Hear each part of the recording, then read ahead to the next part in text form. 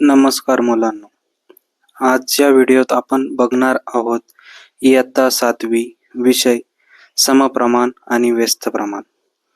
तर या व्हिडिओमध्ये आपण बघणार आहोत समप्रमाण म्हणजे काय आणि व्यस्त प्रमाण म्हणजे काय।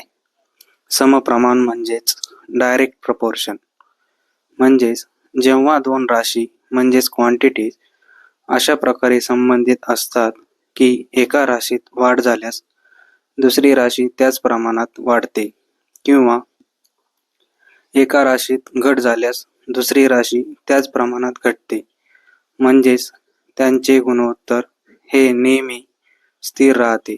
यालाच समचलन किंवा समप्रमाण असे म्हणतात। उदाहरणार्थ, एका शाळेमध्ये एका मुलाला 2 पेन वाटप केले तर त्याचप्रमाणे 10 मुलांना 20 पेन वाटप करावे लागतात। येथे मुले आणि पेन समप्रमाणात आहेत। चला तर बघूया व्यस्त प्रमाण म्हणजे काय। तर व्यस्त प्रमाण म्हणजेच इन्व्हर्स प्रपोर्शन, म्हणजेच गणितातील एक संबंध जिथे एका राशी म्हणजेच क्वांटिटी वाढल्यास दुसरी राशी त्याच प्रमाणात कमी होते, जेणेकरून त्या दोन राशींचा गुणाकार हा नेहमी स्थिर म्हणजेच कॉन्स्टंट राहतो। यालाच व्यस्त प्रमाणीकरण म्हणजेच व्यस्त प्रमाण असे म्हणतात। उदाहरणार्थ, काम आणि कामगार।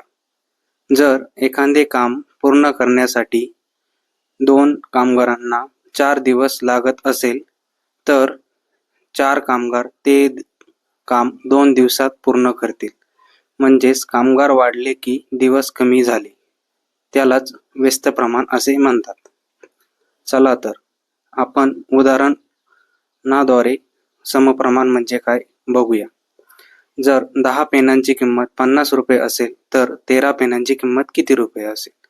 10 पेन 50 रुपये, 13 पेन x मानू, म्हणजेच 10 गुणिले x बरोबर 13 गुणिले 50, म्हणजेच x बरोबर 13 गुणिले 5।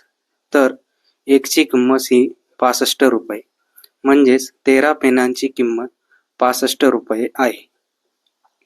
चला तर तसेच आपण व्यस्त प्रमाण म्हणजे कसे याचे एक उदाहरण बघूया। तर एक मोठी भिंत बांधायला 15 मजुरांना जर 8 तास लागत असतील तर 12 मजुरांना तीच भिंत काम करण्यासाठी किती तास लागतील? हे बघण्यासाठी आपण बघा, 12 मजुरांना 1 तास मानू आणि 15 मजुरांना 8 तास लागतात, म्हणजेच 12 गुणिले x बरोबर 15 गुणिले 8, म्हणजेच x बरोबर 120 भागिले 12, म्हणजे x म्हणजे 10, म्हणजे 12 मजुरांना तेच काम करण्यासाठी 10 तास लागतील। व्हिडिओ आवडल्यास लाईक करा, सबस्क्राईब करा